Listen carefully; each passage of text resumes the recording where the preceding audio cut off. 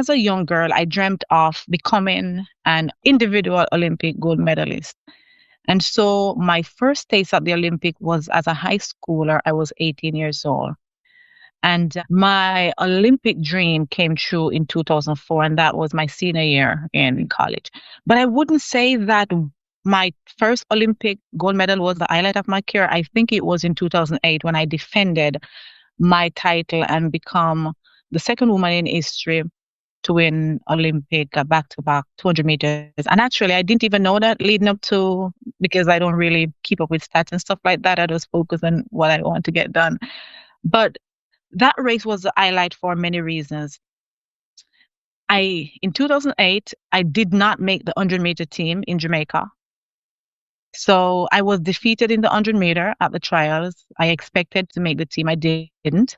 And so the next day I had to come back for the 200 meters. And the girls that beat me in the 100 meters were my competitors in the 200.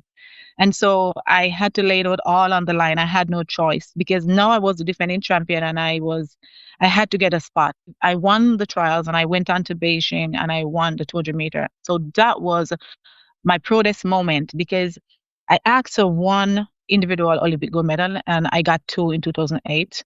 I failed in the 100 meter and I was the first time in my career I was sitting and watching the 100 meter and was not running it at any championship. From junior days, I was always running the 100 meter and 200 meter. So this was the first time I felt like I was somewhat rested going into the 200 meters. Nice. Yeah. And the time I ran in the 200 meters is still my PR, 21:74. And at the end of that race, Eric mentioned, or maybe it was you mentioned someone who said they feel like they were dying. I actually felt like I was dying at the end of that 200 meter. I could not breathe. It seemed like I ran that race so hard. It was unbelievable.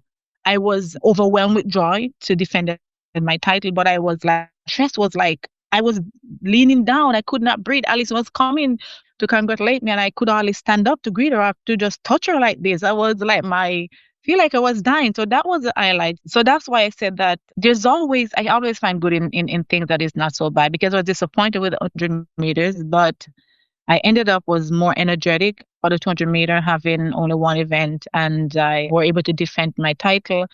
And the run cemented me in history. So my 2008 Olympic victory, I would say, is the highlight of my career. Very cool. I didn't tell you too. This little asterisk on the 4H's game is that anyone in the audience can ask you a question after you've told the story, and I have a question about that. You talked about losing the 100 and then having to back up to to qualify 200 the next day. There are benefits down the track for you. You're more rested when it comes to the Olympic stage, but that must have felt some way, right? You lose that 100. You said you were fully expecting to make the team in the 100. Yeah. How do you transfer that energy, that feeling that's not a good feeling probably, to, okay, I have to race in less than 24. How do you transform that? How do you channel it? What did you do to move that emotion to a place where you then went and dominated that 200? Right. So I had my quick moment. So I cried for a little bit. I complained to my coach and my agent a little bit. And then I quickly had to just shake it off and just refocus. I knew that my training were good. I knew that I was the best curve runner in the field. And I knew that all I had to do was to focus on me and my execution. And then that would be good enough for me to win because I prepared well.